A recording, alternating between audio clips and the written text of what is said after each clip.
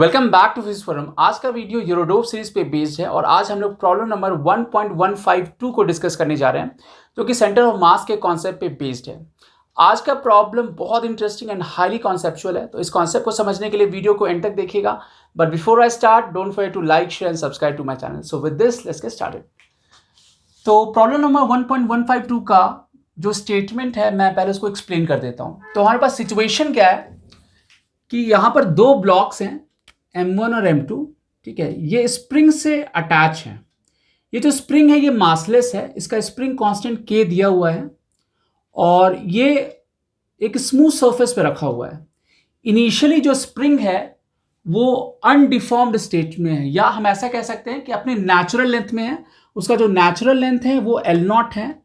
और अब हम इस M2 ब्लॉक पे F फोर्स लगाते हैं, तो हमें बताना है कि ड्यूरिंग सब्सिक्वेंट मोशन इस दोनों ब्लॉक के बीच का मैक्सिमम और मिनिमम डिस्टेंस या सेपरेशन क्या होगा, राइट।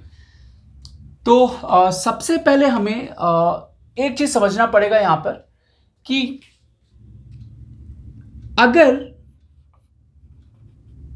है ना, अगर ये दोनों ब्लॉक स्प्रिंग से अटैच ना होकर एक स्ट्रिंग से अटैच होता और इस पर हम फोर्स लगा रहे होते हैं, राइट,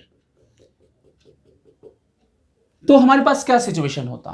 ऑब्वियसली ये स्ट्रिंग है और इसको इनएक्सटेंसिबल लेके चलते हैं, तो अगर ये आगे मूव करेगा तो ये भी इसके साथ मूव करेगा with same acceleration and with same velocity, right, क्योंकि ये स्ट्रिंग से अटैच है। तो इसका इस दोनों ही ब्लॉक का जो मोशन होगा ये ट्रांसलेशनल होगा, फॉरवर्ड डायरेक्शन में होगा। बट अगर इसी जगह अगर हम इसको स्प्रिंग से अटैच कर लें तो अब जो मोशन होगा वो प्योर ट्रांसलेशन नहीं होगा, राइट। इसका जो मोशन होगा ये ट्रांसलेट भी करेगा, एट द सेम टाइम ये दोनों ही ब्लॉक ऑसिलेट भी करेगा अपने इक्विलिब्रियम पोजीशन के अबाउट, राइट। तो यहां पर जो मोशन होगा वो कंबाइंड होगा, यहां पर translation as well as oscillatory दोनों ही मोशन होगा यहां पर, राइट। तो इस टाइप का जो सिस्टम है इसको हम ग्राउंड फ्रेम से भी बना सकते हैं, बट ग्राउंड फ्रेम में ये जो उसको बनाना वो कॉम्प्लिकेटेड होगा और वहां पर सिंपल हार्मोनिक मोशन का भी कॉन्सेप्ट आएगा और वो ऑब्वियसली वो जो मेथड होगा वो लेंदी होगा। बट हमारे पास उससे एक फास्ट मेथड है और उसको समझना भी बहुत आसान है। तो हम लोग इसको समझेंगे सेंटर ऑफ मास के फ्रेम से, ठीक है, क्योंकि सेंटर ऑफ मास के फ्रेम से इसके पास सिंगल टाइप ऑफ मोशन होगा, ठीक है। तो इसके मोशन को ऑब्जर्व करना हमारे लिए आसान हो जाएगा, ठीक है। तो चलिए स्टार्ट करते हैं प्रॉब्लम को, है ना। तो कैसा होगा सिचुएशन हमारे पास अगर हम सेंटर ऑफ मास के फ्रेम से बनाए तो सबसे पहले एक्सेलरेशन ऑफ सेंटर ऑफ मास देखते हैं। तो ये क्या होगा, F external bye M1 plus M2, नहीं। तो देखिए अगर मान लीजिए स्प्रिंग अगर स्ट्रेच भी होता है तो जो एक्सटर्नल फोर्स होगा वो F ही होगा, नहीं, क्योंकि जो भी स्प्रिंग फोर्स होगा इंटरनल फोर्स होगा। तो ग्राउंड फ्रेम से अगर हम देखें तो सेंटर ऑफ मास जो होगा इस एक्सेलरेशन से मूव कर रहा होगा, तो F एक्सटर्नल मिला F हो गया, क्योंकि जो भी स्प्रिंग फोर्स काम कर रहा होगा वो इस दोनों सिस्टम के लिए इंटरनल फोर्स होगा। सो F bye M1 plus M2, ठीक है। अच्छा, यहां पर जैसे यहां पर जो पहला केस है इसमें दोनों मास को इक्वल कहा गया, दूसरे वाले केस में दोनों मास डिफरेंट है। तो हम लोग पहले डिफरेंट मास लेके चलते हैं और एंड में हम लोग M1 और M2 को इक्वल कर देंगे, ठीक है। तो वहां से हमारा एक्सप्रेशन आ जाएगा। तो सेंटर ऑफ मास का यहाँ जो एक्सेलरेशन होगा ग्राउंड फ्रेम में होगा F divided by M1 plus M2, right. तो अब सिचुएशन क्या है, अब सिचुएशन ये है कि ये M1 है ना, ये M2 है, इस पर हमने फोर्स लगाया और सेंटर ऑफ मास का इस दोनों के बीच में होगा और ये आगे मूव कर रहा है ACM से ग्राउंड फ्रेम में, राइट। बट हमें देखना है किस फ्रेम में, हमें देखना है इसके फ्रेम में, सेंटर ऑफ मास के फ्रेम में, ठीक है। तो जैसे ही हम लोग सेंटर ऑफ मास के फ्रेम में देखेंगे तो ये रेस्ट में आ जाएगा, right. So in centre of mass frame, in COM frame अगर हम बात करें तो अब ये सेंटर ऑफ मास रेस्ट में आ गया और क्योंकि सेंटर ऑफ मास मेरा एक्सेलरेटेड था, राइट, तो हमें ऑब्वियसली अगर हम इस फ्रेम से देख रहे हैं जिसमें सेंटर ऑफ मास, मेरा सेंटर ऑफ मास रेस्ट में है, नहीं, अगर हम इस फ्रेम से देख रहे हैं तो हमें डेफिनेटली इस फ्रेम से एक स्यूडो फोर्स लगाना पड़ेगा, राइट। तो वो किस डायरेक्शन में लगेगा, वो इस डायरेक्शन में लगेगा, नहीं। सो m1 इंटू, अब क्योंकि ये एक्सेलरेशन फॉरवर्ड डायरेक्शन में था, सो m1 इंटू ACM बैकवर्ड काम करेगा, और इस पे देखेंगे तो इस पे भी m2 इंटू ACM ये बैकवर्ड काम करेगा, राइट। तो ये स्यूडो हो गया, ये दोनों ही स्यूडो फोर्स है मेरा, स्यूडो, ये भी स्यूडो है।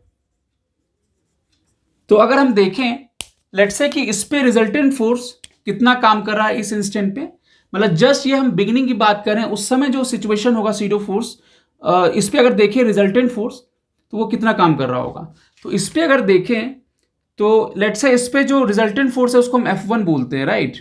तो F1 मेरा कितना होगा, F1 होगा m1 इंटू ACM, और ACM कितना मेरा m1 इंटू, और ACM है मेरा F bye m1 plus m2, right.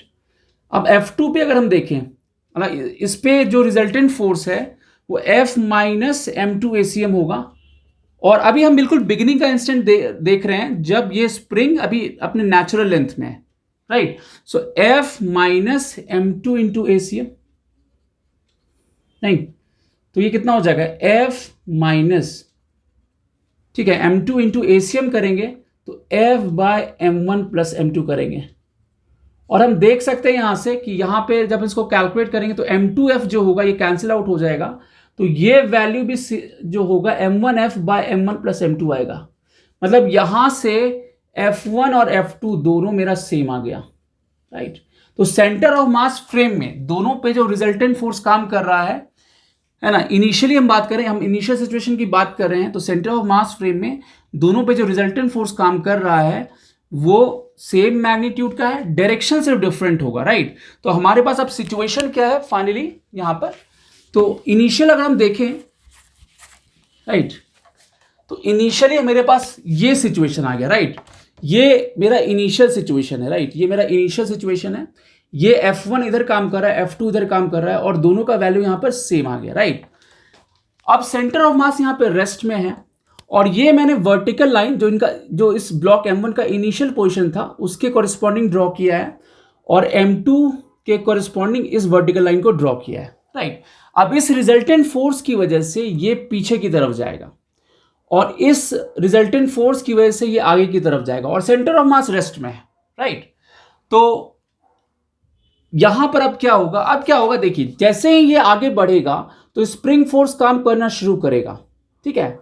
तो अब क्योंकि ये फोर्स कांस्टेंट है बट स्प्रिंग फोर्स तो वेरिएबल है, नहीं, तो एक टाइम आएगा जब F1 और यहां पे जो स्प्रिंग फोर्स इस तरफ काम करेगा, ऑब्वियसली ये इस तरफ काम करेगा, इस डायरेक्शन में काम करेगा, तो ये जो भी होगा इस तरफ जो स्प्रिंग फोर्स काम करेगा, एक टाइम आएगा जब ये इसके इक्वल हो जाएगा स्प्रिंग फोर्स के, बट जब ये इक्वल होगा तो ऑब्वियसली ये इक्विलिब्रियम पोजीशन पे आ गया, नहीं, ये इक्विलिब्रियम पे आ गया जब F1 और ये दोनों बैलेंसिंग हो जाएगा, right.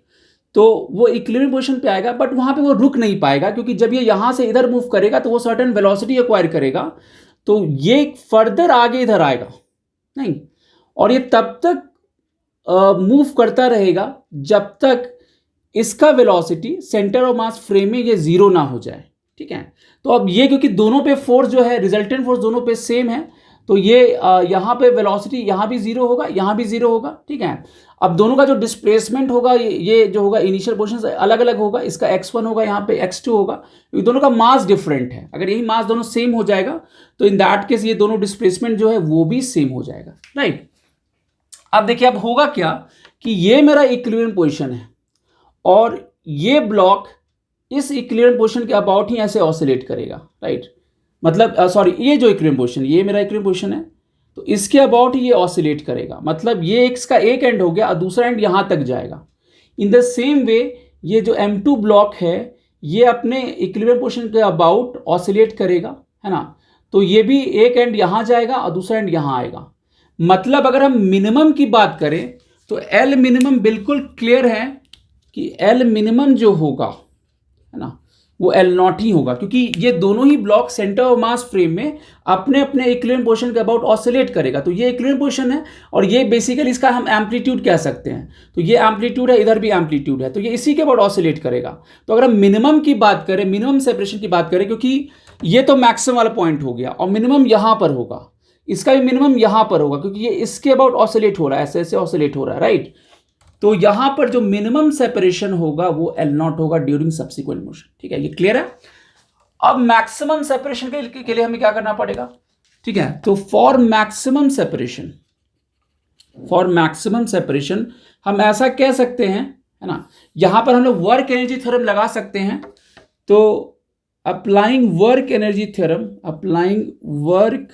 Energy theorem in centre of mass frame, right.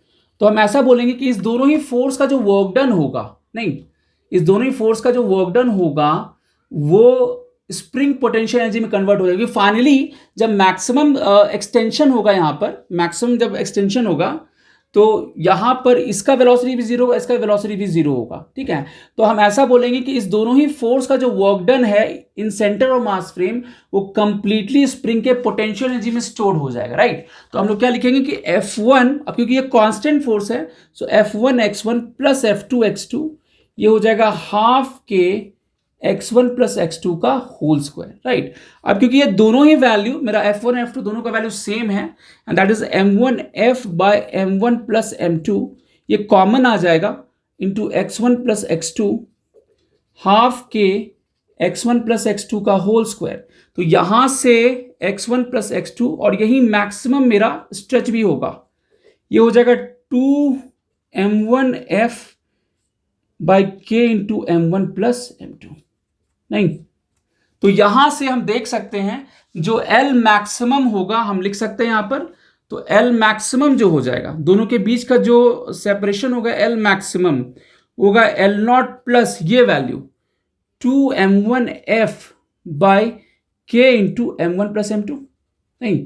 तो ये मेरा पार्ट बी हो गया, ये वाला जो पार्ट है ये हो गया। अब इक्वल वाला हम लोग यहीं से डिड्यूस कर सकते हैं, जो L मिनिमम होगा वो तो L नॉट ही होगा, नहीं।